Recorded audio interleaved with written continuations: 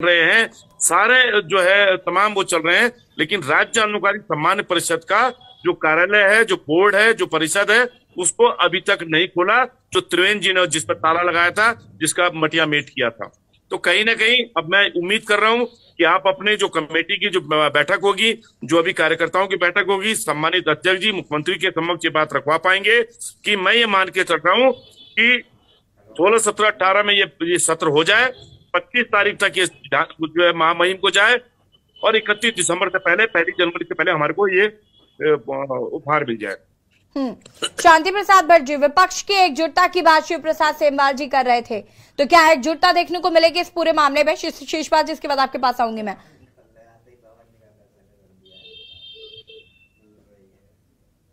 होगा जो राज्य आंदोलनकारियों के मामले में एक मत नहीं होगा।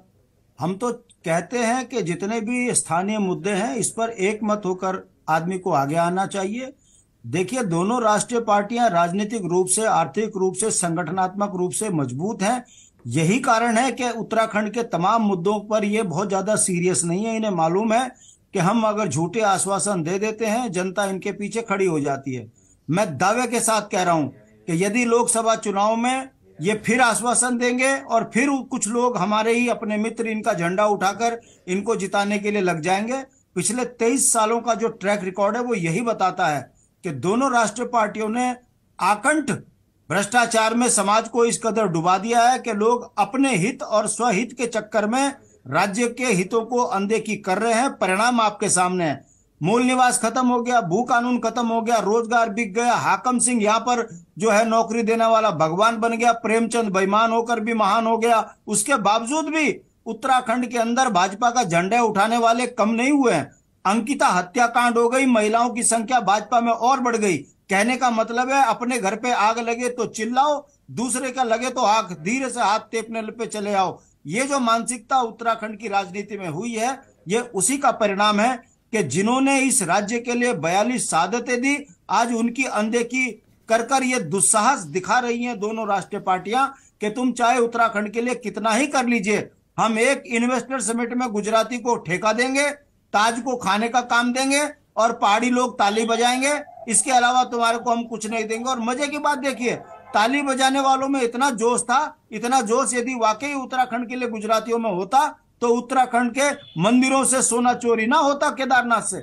उत्तराखंड में QR कोड लगा के मंदिर के चंदे पे चोरी ना करते, क्योंकि उन्हें पता है कि जो वहां के रखवाले हैं वो भी भाजपा के हैं, जो उड़ाने वाले वो भी भाजपा के हैं।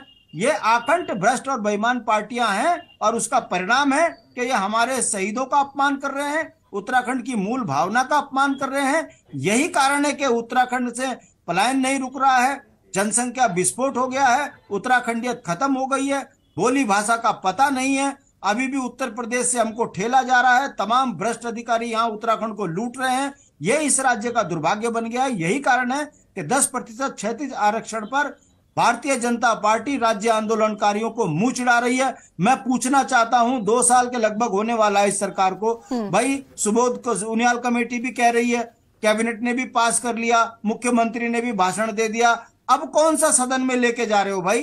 क्या परवर समिति मना कर रही है जो इसको दोबारा सदन में लेकर आने की बात कर रहे हो? तो ये नौटंकी है, हमें समझना चाहिए और हम अच्छी तरह समझ रहे हैं। यही कारण है कि भारतीय जनता पार्टी राज्य विरोधी काम करने के बावजूद भी प्रचंड बहुमत लेकर आ रही है। अंकिता हत्याकांड हो जाए तब भी भाजपा को कोई फर्क नहीं पड़ता। ये दुर्भाग्य देखिए लोकतंत्र। अनम्यूट कीजिएगा शांति प्रसाद जी, इसके बाद शिव प्रसाद जी। ये निकल कर आया है कि अंकिता की हत्या केवल इसलिए हुई है कि एक कमरा VIP था। ये कितना बड़ा लोकतंत्र के मुंह पर तमाचा है कि VIP का पता नहीं चल रहा है। जो इतने दुस्साहस पार्टी करने लगती है, उस पार्टी से न्याय की उम्मीद करना बेईमानी है। मैं फिर आपके माध्यम से कहूंगा कि जितने यहाँ पैनल पर बैठे हैं, ईमानदारी से सोचिए कि क्षेत्रीय मुद्दों में यदि हम एक होते, जब उत्तराखंड राज्य बनाने के लिए कांग्रेस भाजपा एक हो सकती है, उत्तराखंड क्रांति दल के पीछे खड़ी हो सकती है, तो बर उत्तराखंड को बचाने के लिए एक मत क्यों नहीं हो सकते?